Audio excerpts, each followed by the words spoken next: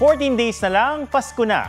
Sa Pilar, Bataan, nagdingning sa dami ng Christmas lights at decor ang munisipyo at ang Flaming Sword Monument. Nag-enjoy ang mga bata sa paglalaro, habang narelax naman ang mga nakatatanda. Pwedeng sakyan ang mga mala-hot air balloon na disenyo sa plaza. Namumutik-tik din sa dami ng ilaw ang Gaston Park at City Hall sa Cagayan de Oro City. Yan ang Symphony of Lights o ang pagpapailaw sa lahat ng dekorasyong pampasko sa lungsod.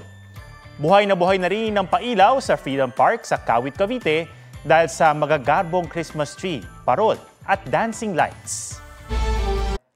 Huwag magpahuli sa mga balitang dapat niyong malaman. Mag-subscribe na sa GMA Integrated News sa YouTube.